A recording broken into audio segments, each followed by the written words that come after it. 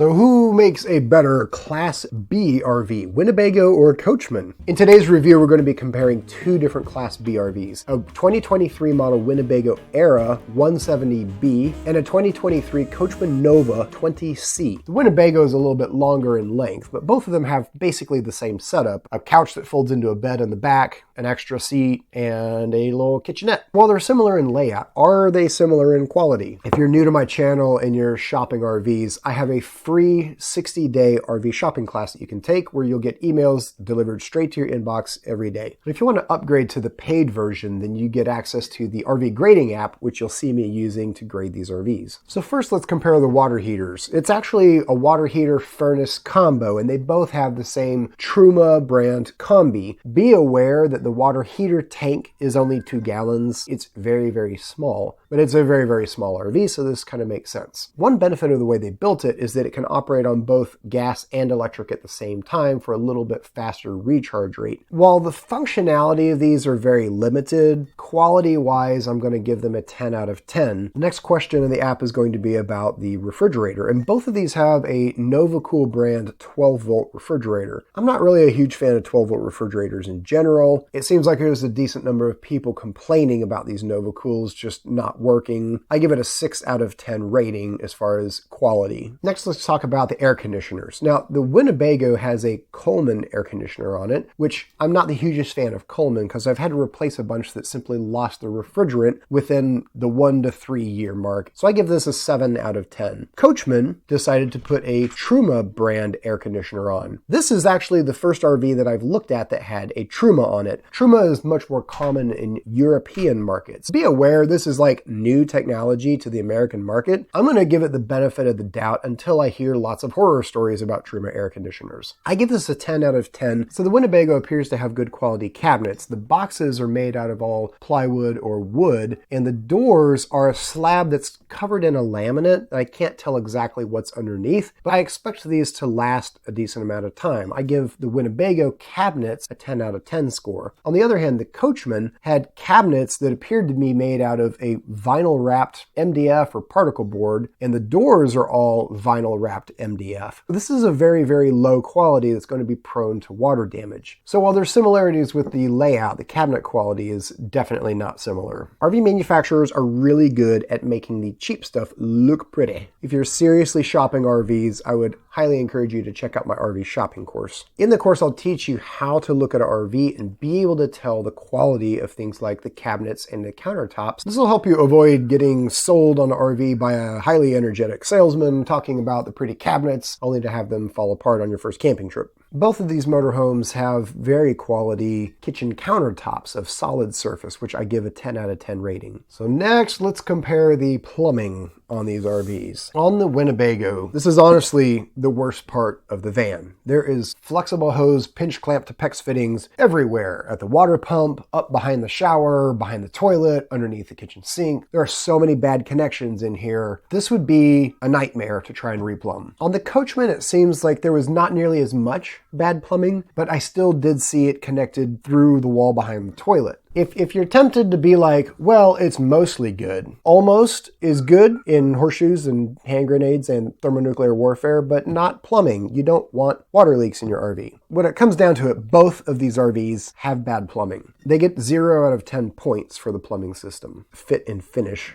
for these RVs. And both of them were very cleanly put together. Like, I commend them for that. I give 10 out of 10 points. So the last thing I want to talk about on these RVs is the chassis that they're built on. The Winnebago is built on a Mercedes Sprinter chassis with a diesel engine, and the Coachmen Nova is built on the Dodge Ram ProMaster van chassis. The Mercedes Sprinter diesels are awesome. All diesels are more expensive to maintain, and all Mercedes are more expensive to maintain. You can expect the carrying cost of this Mercedes Sprinter awesome van to just be a lot higher. Like, you're probably going to have to take it to the Mercedes dealer for any kind of service, much less any kind of repairs. And it's just going to be more expensive than something like a Ford Transit, which would be my choice if I was looking at any type of motorhome that's small. On the Coachmen, the Dodge Ram ProMaster chassis has had this terrible, terrible reputation for serious transmission problems. There's been lots of reports of people with the Ram ProMaster chassis, either in their work vans or RVs, having the connection between the engine and transmission just grind itself up, and then you don't go anywhere. If you have a Ram ProMaster and you hear this like ticking noise in the engine, get that checked out quickly because you may not be completing your trip. I had one client who had a Ram ProMaster and she had 3 of this flex plate connection between the engine and transmission fail and have to be replaced. 3 in a row. Her van had 60,000 miles on it. I haven't found reports of this on the newer 2023 models. That may just be because users haven't put enough miles on them yet. So the final score on this Winnebago was an 83, and the final score on the Coachmen was a 80. But I have to give both of these an F for bad plumbing and say buyers beware. So gun to my head, if I had to buy one of these RVs, what would I do? I'd go with the Winnebago because it has better cabinets. It doesn't have the Ram ProMaster chassis. It's got the more reliable Mercedes Sprinter chassis, and pay a lot of money to have it replumbed so I don't have to worry about water leaks. So if you're shopping RVs and you want to see a full playlist of all the RVs I've reviewed, click here. And if you fell in love with the Winnebago's bad plumbing and you really want to buy it, but you need to know how to fix it, click here.